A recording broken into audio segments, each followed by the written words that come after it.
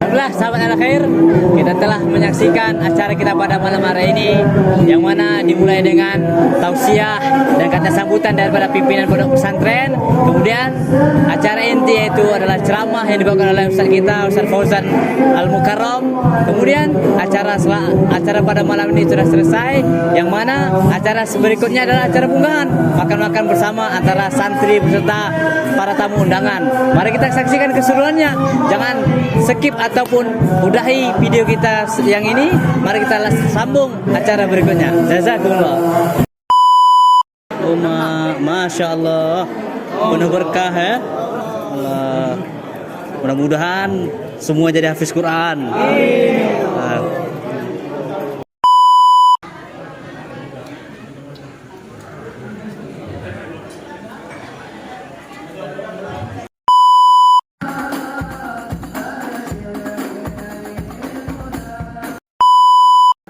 Jika seorang imam itu wafat atau mungkin imamnya batal dan sebagainya, ini kira-kira gimana? Mungkin itu batal. Iya, dalam keadaan sujud, soalnya kan dalam keadaan sujud. Jadi yang Ustaz sampaikan ini saya pribadi lihat dari rekaman CCTV masjid, ya, diambil dari rekaman masjid, memperlihatkan di mana seorang imam tadi kita katakan di sujud pertama subuhnya sujud dan pada akhir tersungkur, gak bangkit lagi. Nah itu.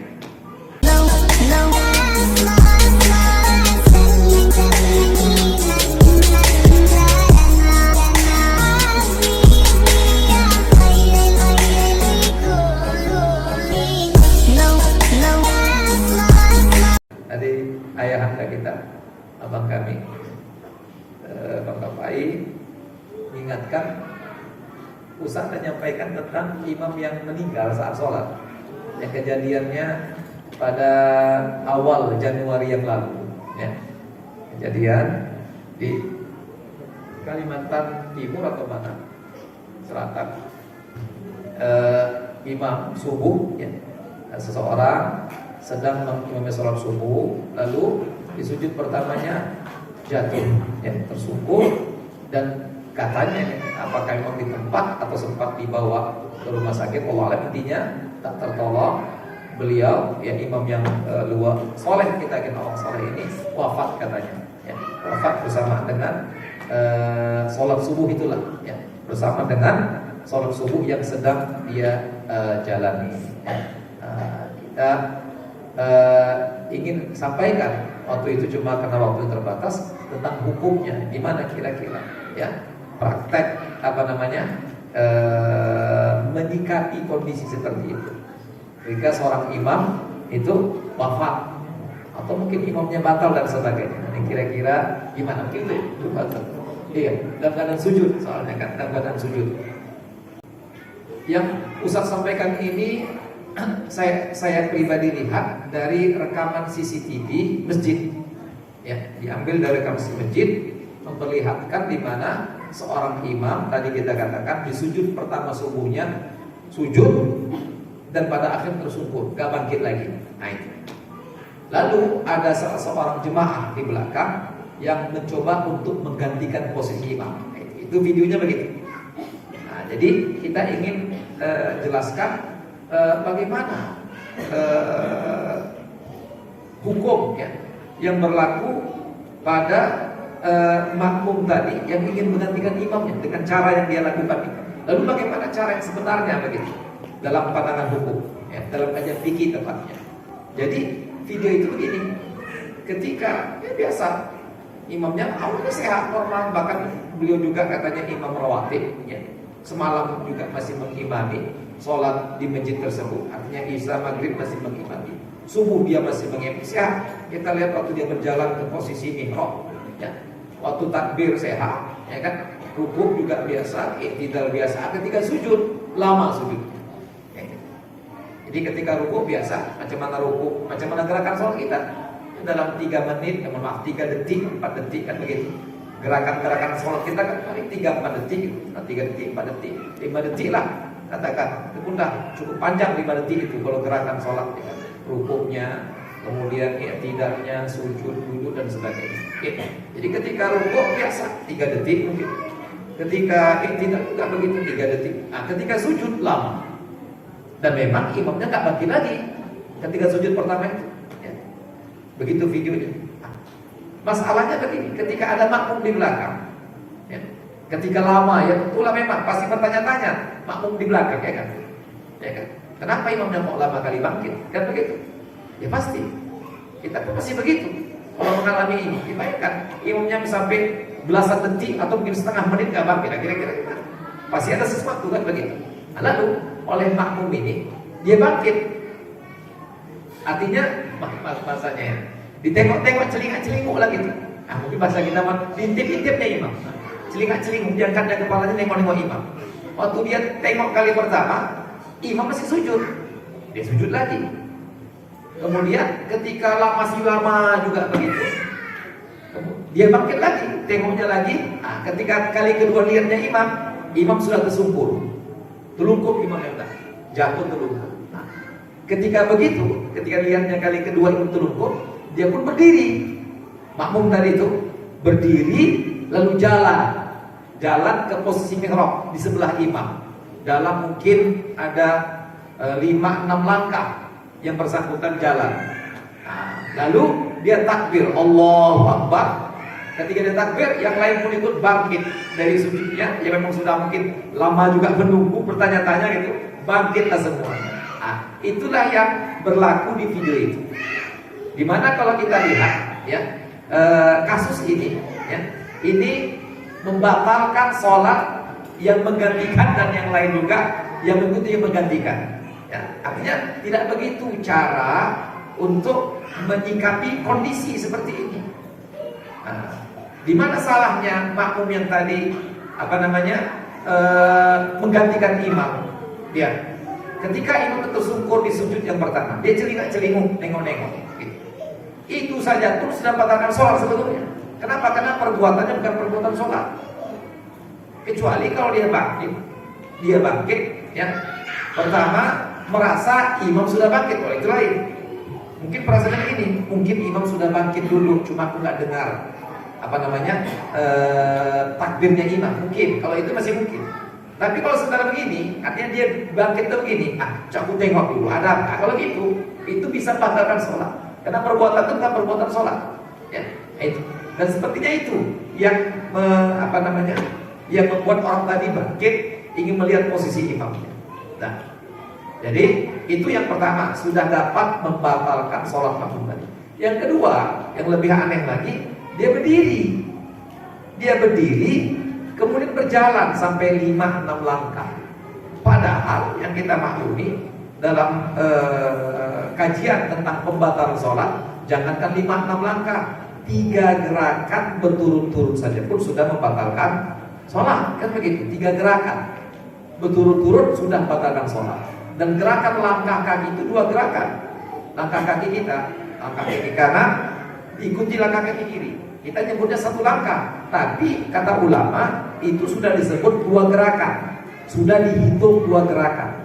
Ya, nah, jadi jangankan sampai 5-6 langkah, ya 3 gerakan saja berturut-turut seperti ayunan langkah kaki tersebut itu sudah dapat membatalkan sholat. Itu juga batal sudah.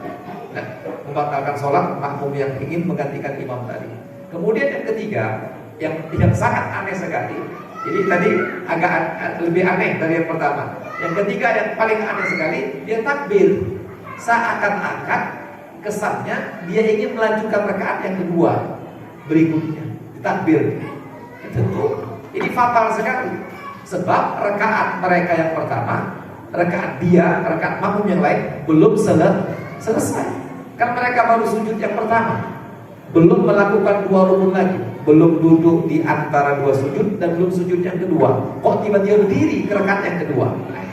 Ya tentunya ini tindakan cara ya yang sangat fatal dan membatalkan sholat. Oke, nah, jadi sehingga karena itu batal sholat yang menggantikan, dan sepertinya batal sholat satu masjid. Sangat disayangkan, ya bisa batal sholat satu masjid. Nah, kalau kita tanya apa yang menyebabkan batal sholat satu masjid ini, apa penyebab batalnya sholat satu masjid ini? Jawabannya adalah ilmu. Karena mereka tidak punya ilmunya, akhirnya batal sholat satu wajib. Coba kalau punya ilmunya, sederhana untuk menyikapi seperti itu. Tapi karena nggak ada ilmunya, akhirnya batal. Inilah pentingnya kita menimba ilmu dan membina ilmu. Itu kenapa? Ya, alhamdulillah kita bisa jumpa sebulan sekali, bisa semua sebulan sekali untuk sama-sama membina dan mengkaji ilmu yang perlu kita sama-sama pelajari. Alhamdulillah ya. Mudah-mudahan dengan itu barokah pondok kita, barokah majlis kita ya. Nah, ini ilmu ya. Nah, jadi solusinya ilmu. Nah, lalu bagaimana? Bagaimana ilmunya? Nah, ilmunya sebenarnya sederhana. Kalaulah kiranya imam itu kita menduga sebagai makmum, udah kiranya ada masalah, ada sesuatu yang terjadi, nggak mungkin imam nggak bergerak dalam tempo waktu yang cukup lama begitu. Selama ini gerakan itu cuma 3 detik, 4 detik kan gitu, 3 detik, 4 detik. Kok ini sampai hampir setengah menit nggak juga bergerak-gerak, pasti ada sesuatu kan. Kalau sudah begitu, kalau kita nggak tahu lagi mana menyikapinya, nggak mungkin ditunggu. Kalau tunggu juga macam yang tadi itu mau sampai jam 8 pagi ditunggu nggak bagaimana? Kalau imam sudah terlentang, udah terbujur imamnya, apa lagi ditunggu pula lagi. Nah, jadi macam mana solusinya? Sederhana, cukup mufaroqah saja. Kalau sudah kita duga ada sesuatu yang terjadi, ya, dan kita nggak tahu bagaimana, maka mufaroqah semuanya, mufaroqah, semua mufaroqah, masing-masing aja. Dan itu cara untuk masing-masing. Tapi kalau ingin dipertahankan jemaahnya, maka yang di belakang imam harus ngerti, harus paham dan punya inisiatif. Nah, bagaimana caranya? Dia bangkit duluan, Dia bangkit duluan. Apakah niatnya mufaroqah? Dia mufaroqah lalu bangkit, atau tak perlu mufaroqah, bangkit aja. Karena mendahului gerakan imam tidak membatalkan sholat.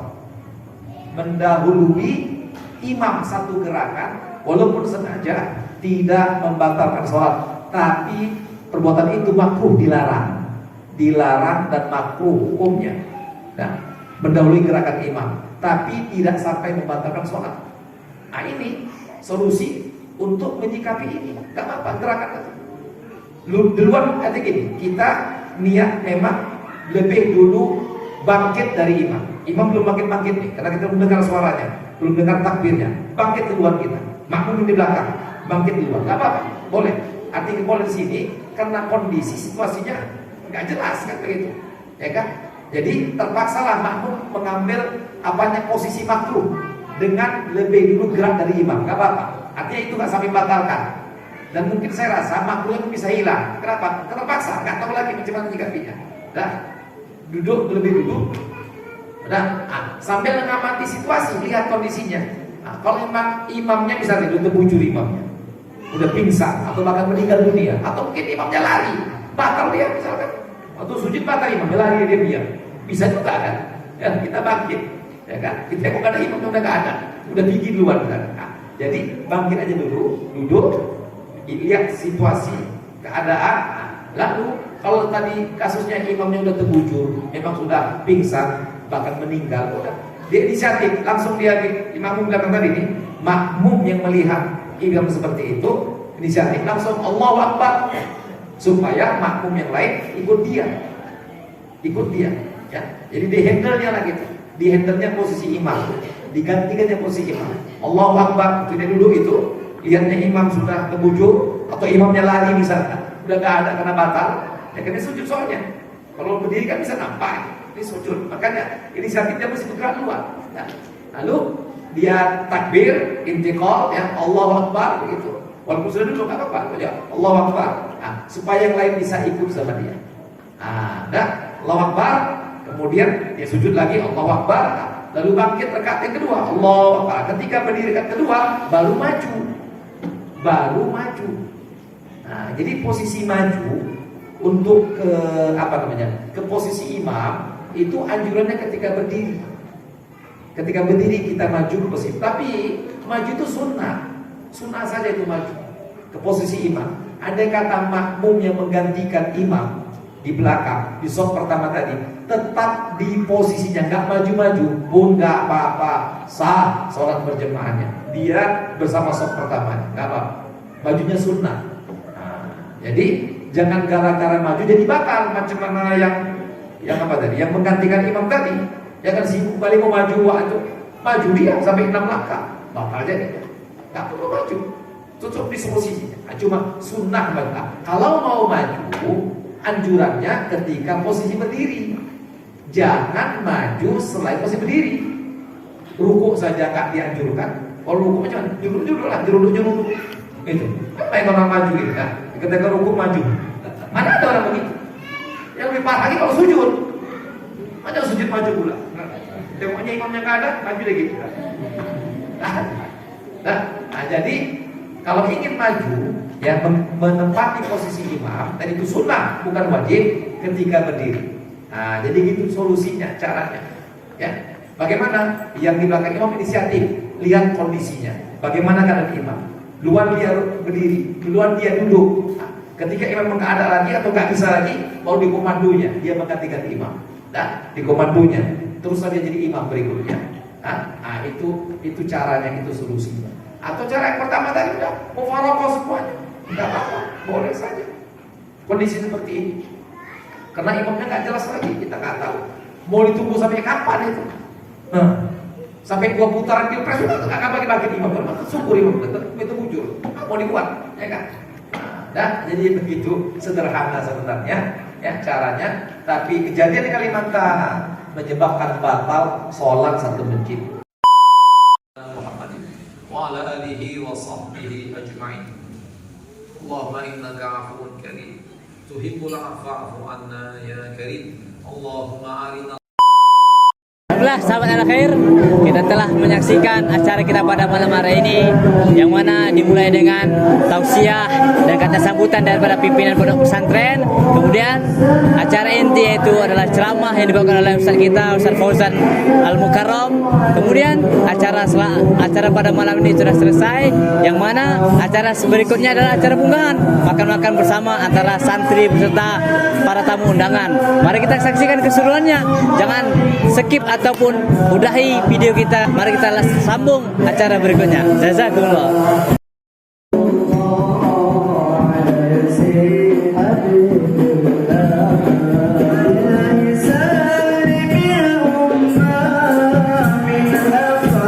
Sudah hadirin, kita saksikan para tamu undangan sudah makan, dan sebagian santri ada yang khidmat dan sebagian ada yang berselawatan.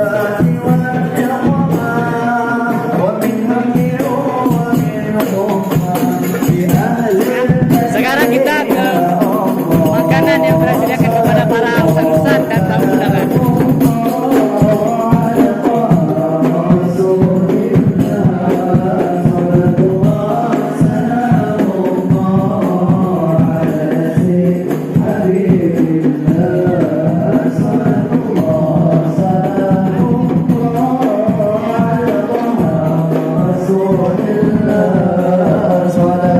Sekarang kita bersama santri, yang mana mereka menunggu daripada hidangan yang akan dihidangkan untuk mereka. Jadi, nunggu apa nih? Salam. Salam.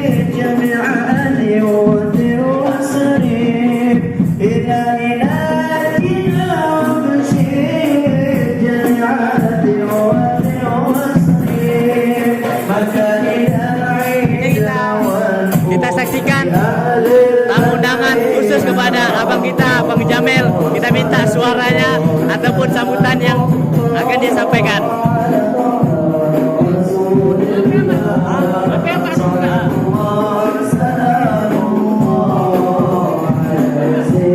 Habib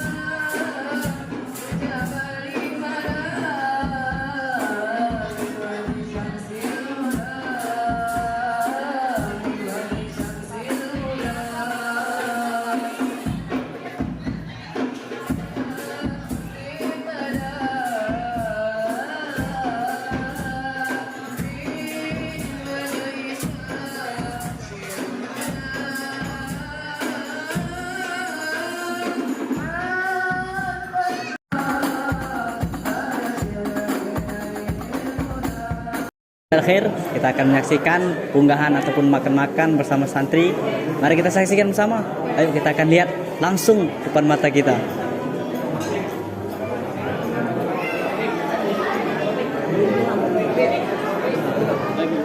Oh, masya Allah, penuh berkah ya. Allah. Mudah-mudahan semua jadi hafiz Quran. Ya, jangan lupa baca doa dulu Rizky.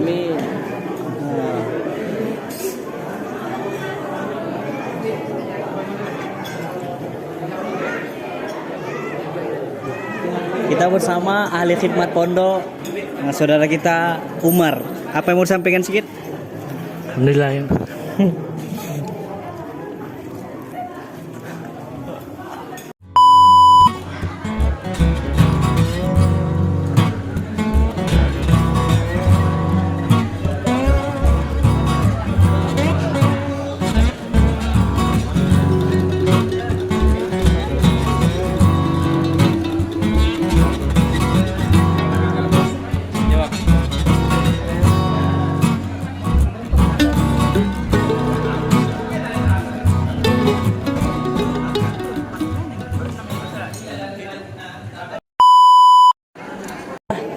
Sahabat akhir, kita telah menyelesaikan acara kita pada malam hari ini, yang mana kita saksikan bersama, dimulai daripada acara awal, pertengahan, acara inti, dan kemudian makan-makan. Yang mana sekarang di belakang kita ini mereka sedang menikmati jamuan ataupun makanan yang telah dihidangkan.